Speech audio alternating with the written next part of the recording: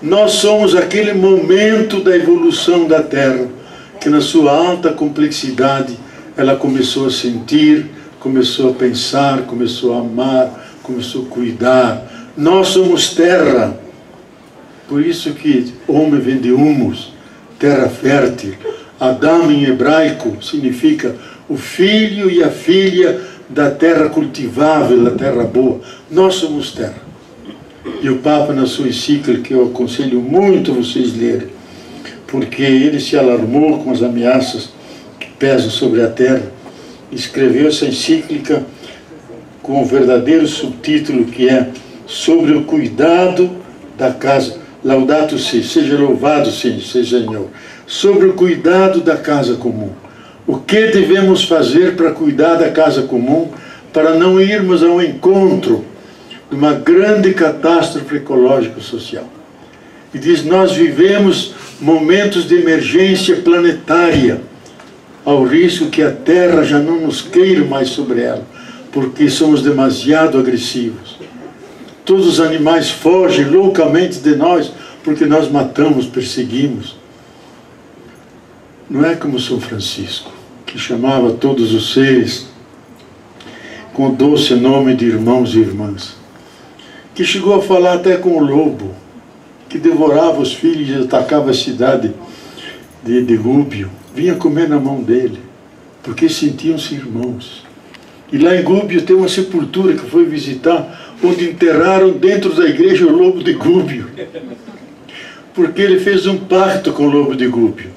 Nós vamos mobilizar a cidade de Gúbio para te dar sempre comida, e assim você não precisa atacar as crianças, as pessoas humanas. Então todo mundo colocava na porta comida, o lobo vinha, comia e voltava para o mato. E eles viviam em paz. Então nós temos que ter essa atitude de considerar que somos todos irmãos e irmãs.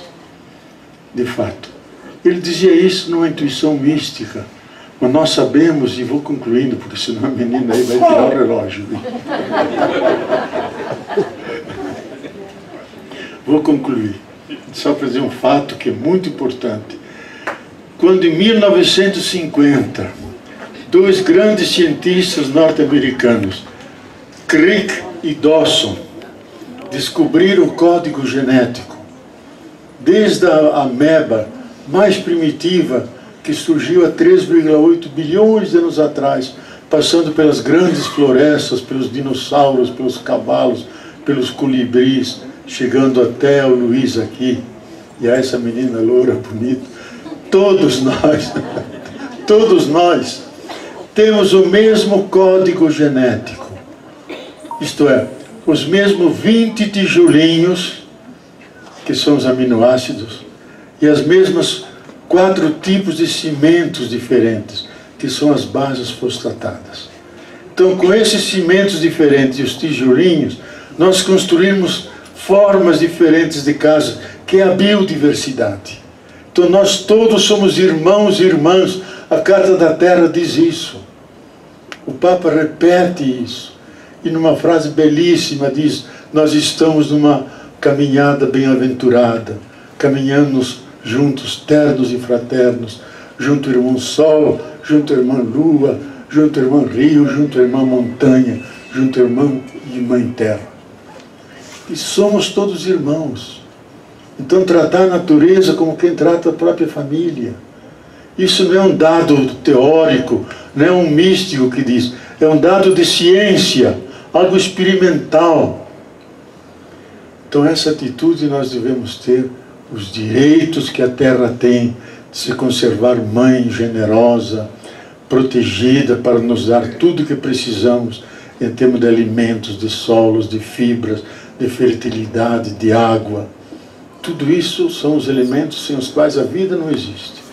Então, respeitando a terra significa isso. Ela tem direito de ser respeitada, de ser considerada mãe. Veja que nós começamos com os direitos lá embaixo, mínimos. Chegamos aos direitos máximos da terra. E mais a humanidade está despertando. Só 2 países no mundo, a Bolívia e o Equador, que colocaram nas suas constituições o famoso constitucionalismo ecológico. A Constituição da Bolívia começa assim: em nome de nossa grande e bondosa Pachamama, é o nome que dá a Mãe Terra, em nome de nossos antepassados, nós decretamos que devemos respeitar os rios, as montanhas e as águas, porque nós fazemos a grande família e devemos viver em harmonia.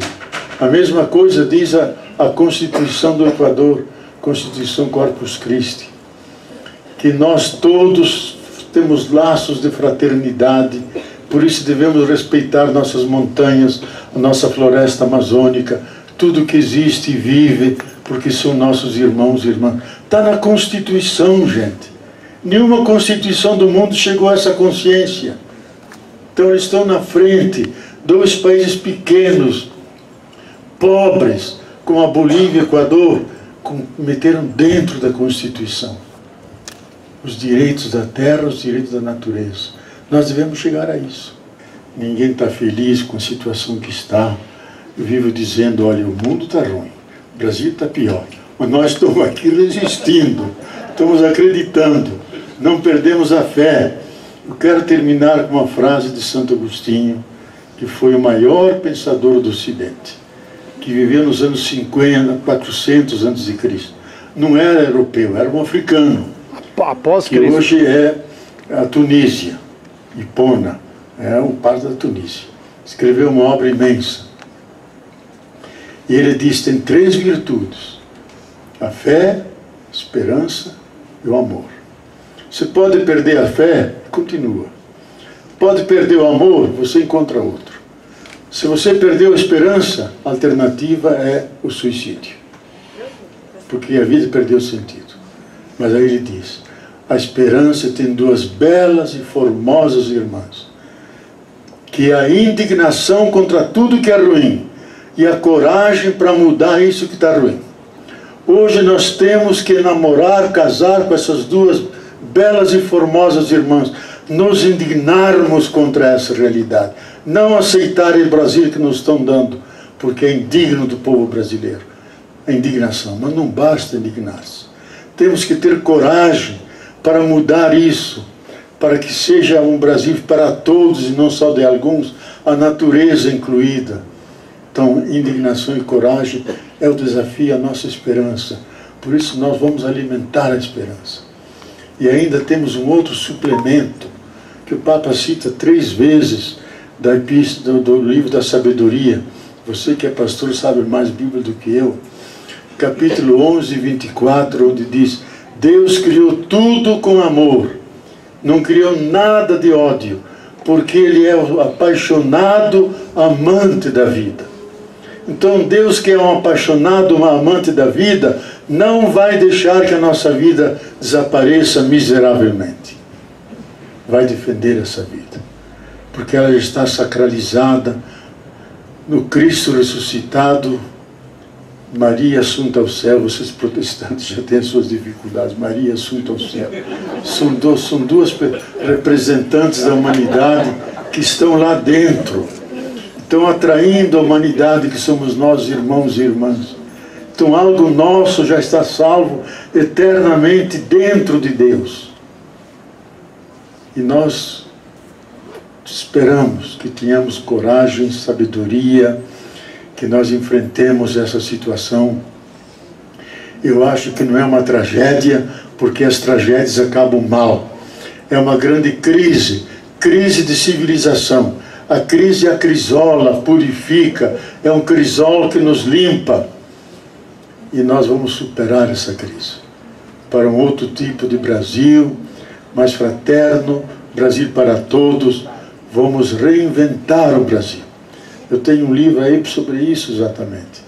Não prolongar a dependência, como fez o nosso chefe lá em cima, que foi aos Estados Unidos fazer vassalagem ao homem que está sendo processado com impeachment. Se ele perder as eleições, o homem aqui se suicida.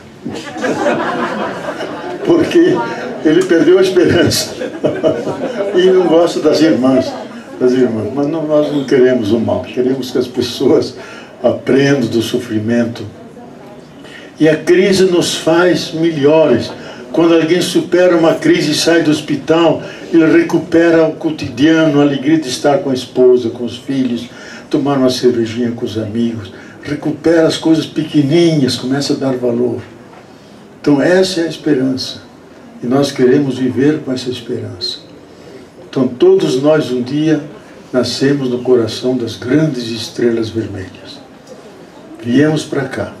Se nós nascemos das estrelas, nós somos obrigados a brilhar como as estrelas e não sofrer e passar fome, porque esse é o propósito do universo e é também o desígnio do Criador. Muito obrigado.